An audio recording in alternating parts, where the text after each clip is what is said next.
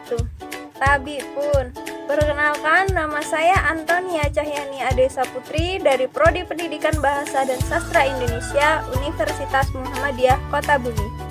Sebelum kita memulai pembelajaran pada hari ini, jangan lupa selalu menjaga protokol kesehatan, makan makanan yang sehat, dan taat beribadah kepada Tuhan Yang Maha Esa. Pada video pembelajaran kali ini, kita akan belajar mengenai menganalisis isi dan kebahasaan novel. Tujuan pembelajaran siswa diharapkan mampu menganalisis isi novel berdasarkan unsur intrinsiknya dan menganalisis kebahasaan novel. Berikut ini adalah uraian unsur intrinsik novel. Yang pertama, tokoh. Tokoh adalah para pelaku yang terdapat dalam cerita. Tokoh berdasarkan peranannya dibagi menjadi dua, yaitu tokoh utama dan tokoh tambahan. Sedangkan berdasarkan pengembangan plot dibagi menjadi dua, yaitu tokoh protagonis dan tokoh antagonis.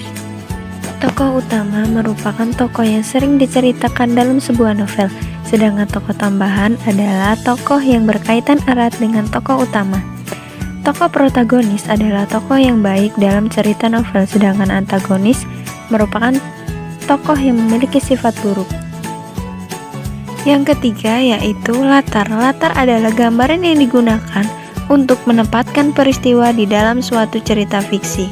Latar terdiri dari latar tempat, suasana, dan waktu. Yang kedua yaitu alur. Alur atau plot adalah rangkaian peristiwa yang disusun berdasarkan hubungan kausalitas. Alur terdiri dari alur maju, alur mundur, dan alur campuran. Yang keempat yaitu sudut pandang. Sudut pandang mempermasalahkan siapa yang bercerita. Sudut pandang dibedakan menjadi sudut pandang pertama dan sudut pandang kedua. Yang kelima yaitu tema. Tema merupakan pokok pikiran atau dasar sebuah cerita yang memiliki kaitannya dengan makna kehidupan. Secara garis besar, tema dapat digolongkan ke dalam tema utama mayor dan tema turunan atau minor. Tema utama merupakan pokok cerita bermakna yang menjadi fondasi utama penceritaan. Sedangkan tema turunan menjadi tema yang berfungsi menjadi penguat fondasi utama. Selanjutnya mengenai gaya bahasa atau majas. Dalam hal pembagian jenis majas berdasarkan cara pengungkapan dan makna kiasnya, majas dapat dibagi menjadi 4, yaitu majas perbandingan, majas pertentangan, majas sindiran, dan majas penegasan. Majas perbandingan. Jenis majas ini merupakan gaya bahasa yang digunakan untuk menyandingkan atau membandingkan suatu objek dengan objek lain melalui proses penyamaan, pelebihan, ataupun penggantian. Dalam majas perbandingan terdiri dari personifikasi, asosiasi, hiperbola, dan metafora. Selanjutnya, majas pertentangan. Majas pertentangan merupakan majas yang menggunakan kata kiasan bertentangan dengan fakta sesungguhnya.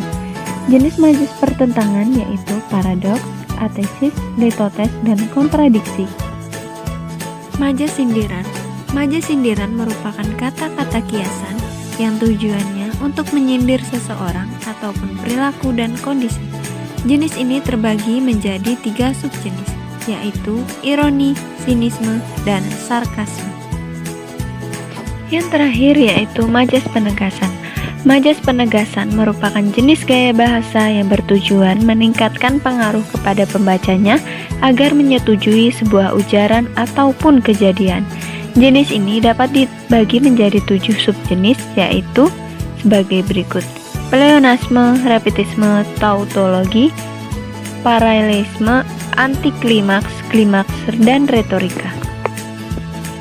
Cukup sekian pembelajaran pada hari ini. Tetap ingat selalu 3M. Menggunakan masker saat di luar ruangan, menjaga jarak, dan mencuci tangan menggunakan sabun. Sampai jumpa di video pembelajaran selanjutnya. Wassalamualaikum warahmatullahi wabarakatuh.